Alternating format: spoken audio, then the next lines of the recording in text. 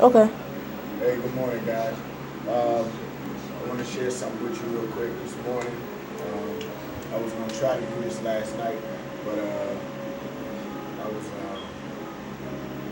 wrong. But it was a little late, and so I decided to do this for you real quick. Give y'all some wisdom about how you hold your hands up, the different styles and the different techniques in those styles, respective styles. I want you to know that you heard it here first. I'm hoping this will benefit people. Help you understand defense first. First style I'm gonna show you is with great Joe Frazier showed me. Everybody knows Joe Frazier. World renowned Fort Ali, knocked Ali out actually. Uh, Joe Frazier, one of his styles that he showed me is to stand like this. It's not a conventional stance. This is squared up. But he did this so that he could put more power punching in his punches. When he go this way and he go this way, he's actually using his legs to punch with. So, and his defense is in his offense. It's not the greatest defense because you're leaning forward and you're in the range, in the punching range, and you squared up. Okay, so let's go to the conventional stance, the most popular stance. You need to know all these things, but most people don't. And most coaches will tell you to stand like this because this is the most popular stance. But styles make fights, and you need to know all the styles to be the best that you can be. Okay, so this is the conventional stance, like this. I call this the angle stance. Why? Because like you got different angles and there's different dimensions. This right here is what's closest to your opponent. That's why you jab here, you hook here, you look to the body. Everything leads with this left side. Okay, I'm split in 3 dimensions. Okay, this is your left side, this is your center line, and this is your right side, which hides back here. The right side is hiding back here. So as you attack with this hand, you can, with perfect timing, you can release from the right side, which is hiding. And this is why this is the power punch. And it's saved here while you work with this hand. Okay? Alright. Now in the middle is your center line. This is where you don't want to be at. Okay, so I'm here on my center line and I want to play this side and that side to get off of that center line. Something like Joe Frazier used to do.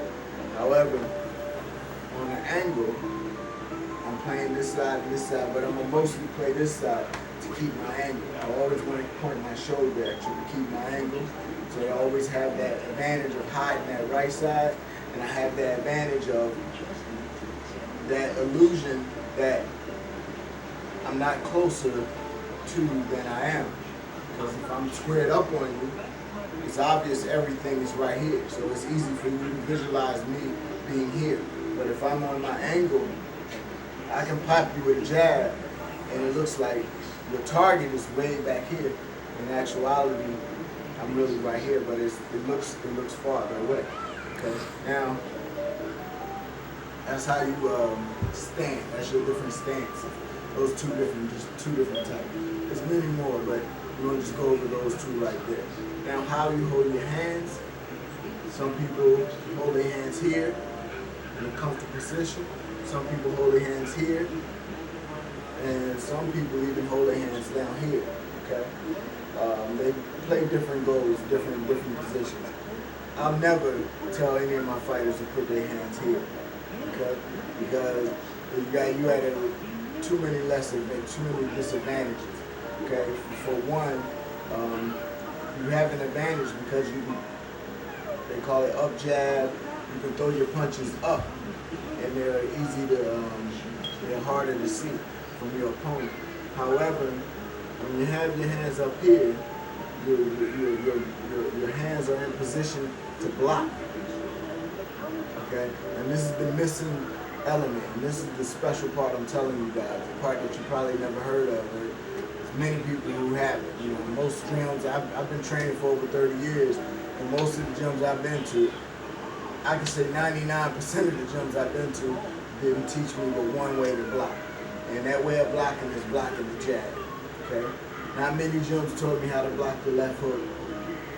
Not many gyms have told me specifically how to block the left hook. Okay, you don't just put your hand up here, because if I put my hand here and somebody hit me with a strong left hook, my hand is going to hit my head, especially if it's right over my temple. So when I take my right hand to block that left hook, I'm putting it on top of the hard part of my head. And I want it to be here before you hit me with your punch. So in actuality, I want to practice this all the time. I want to practice the jab. The jab, you don't put it here. You can smack yourself in your face. You want to put your jab where the jab's going to be. So you catch it here, the chin down, eyes up, and you catch your jab here. Everything is tight. A lot of people don't like to use blocking because it makes it looks like or feel like you're being too defensive, like you're scared or something. There's no such thing as being scared in boxing. You do what you have to do, what you're supposed to do. There's no macho stuff. This is an art. This is an art about scoring, hit and not be hit. It's not a tough guy competition. So once you get that out your mind, realize that's why little kids raised up on boxing catch on faster than older people, because they raised up on it, and it's not a macho thing. It's just something that they were taught. It's something that they do.